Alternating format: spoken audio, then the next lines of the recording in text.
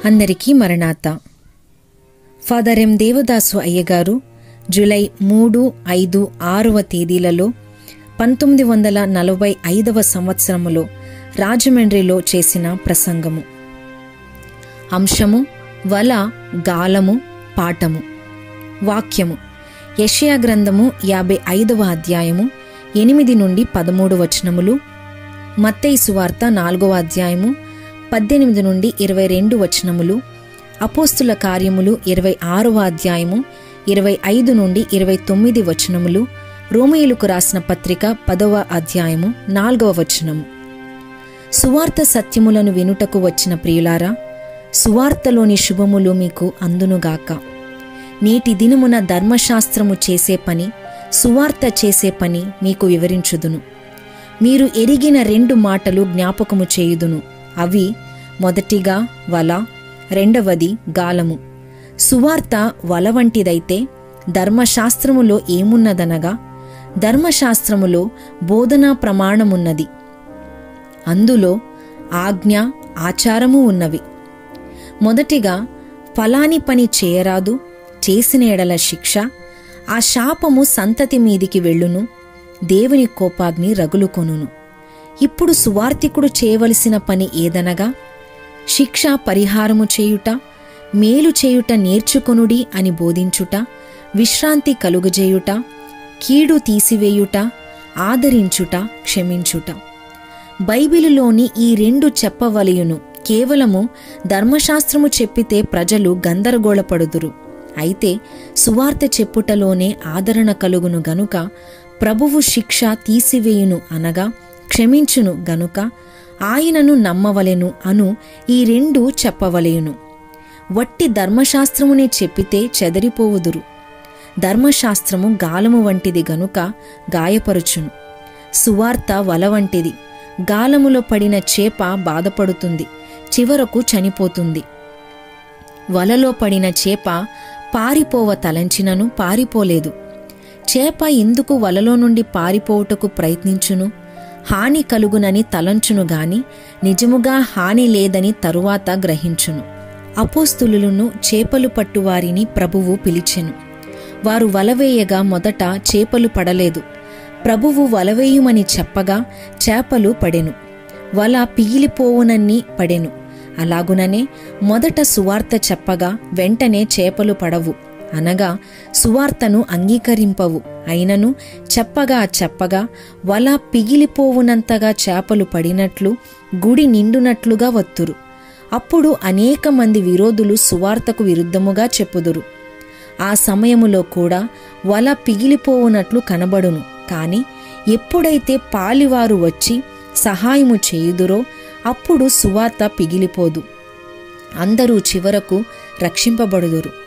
ఈ లోకములో రక్షింపబడక హెడెస్సులోనికి వెళ్ళువారు ఎవరనగా, సువార్త విననివారు, సువార్త వినియు మారు మనసు పొందనివారు, ధర్మశాస్త్రము విని నిరాశ చెందినవారు, పాపము వదిలిపెట్టవలయునని ఆశ ఉన్నను వదిలించుకొనే శక్తి లేనటువంటి వారు. వల ఎచ్చట వేయవలెను? మీరు సమస్త రాష్ట్రములకు వెళ్ళి సువార్త ప్రకటించుడి. భూమి మీద నాకు సర్వాధికారము ఇవ్వబడినదని ప్రభువు చెప్పెను. మీరు లోతుగా వెళ్ళి వలవేయుడి, అనగా పాతాళ లోకములోనికి, అనగా భూమి మీద నుండగా నిరాశ స్థితిలోనున్న వారికి, పాతాళలోక లోతుననున్న హెడెస్సులోనున్న వారికి. ఉదాహరణ, తప్పిపోయిన కుమారుడు తండ్రిని విడిచిపెట్టెను, దూరదేశమునకు వెళ్ళెను. అక్కడ పందులతో సమానుడాయెను, అనగా హెడెస్సులోనికి దిగిపోయి అక్కడ వారితో సమానుడాయెను. అక్కడ మారుమనసు పొంది తండ్రి జ్ఞాపకము వచ్చుట సువార్త పనియయున్నది గాన లోతుగా వెళ్ళినను రక్షింపబడుదురు. గనుకనే ప్రభువు లోతునకు వెళ్ళి వలవేయుమని పేతురుతో చెప్పెను. పేతురు లోతుగా వెళ్ళెనా? నావ లోతుగా వెళ్ళెనా? ఎవరు లోతుగా వెళ్ళలేదు, కాని వల వెళ్ళెను. ఆ రీతినే సువార్త హెడెస్సుకు కూడా వెళ్ళెను.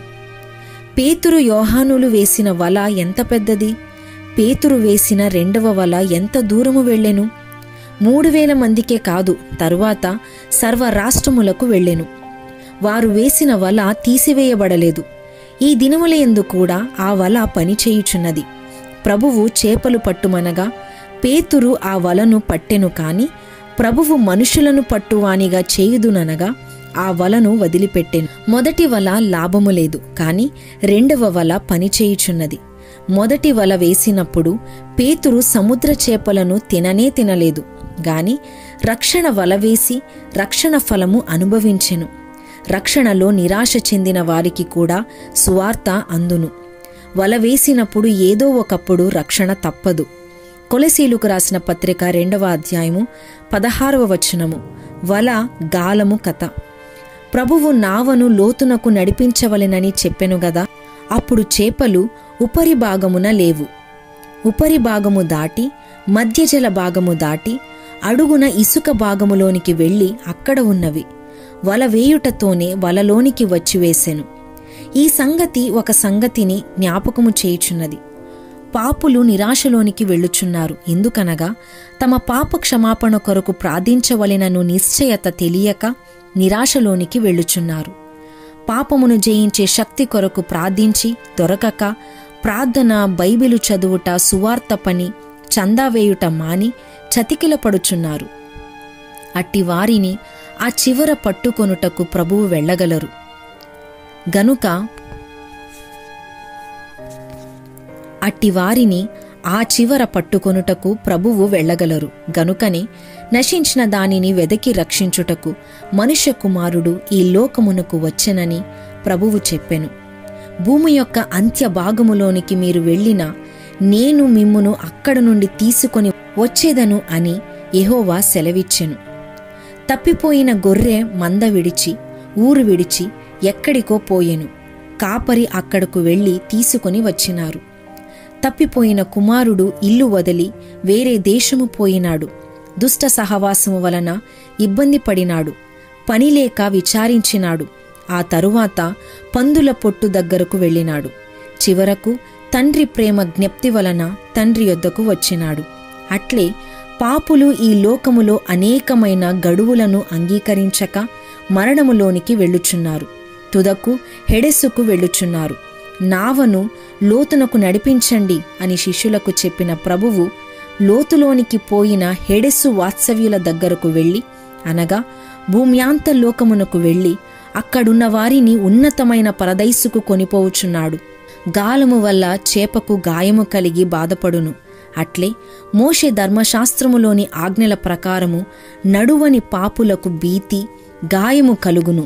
అయితే వల వలన చేపలకు హాని కలుగదు. అట్లే సువార్త బోధ వల్ల ప్రజలకు హాని కలుగదు. మరియు ధర్మశాస్త్రము వల్ల బెదిరింపులు, శిక్షలు, శాపములు, తీర్పులు వినబడును. అయితే సువార్త బోధ వల్ల ఆదరణ, సంతోషము, విశ్రాంతి, ఉపదేశము, రక్షణ భాగ్యము, పాపక్షమాపణ, జీవన శక్తి, మోక్షలోక ప్రవేశము కలిగి ఈ మొదలగునవన్నీయు మారుమనసు పొందువారికి కలవని బోధించుచున్నది.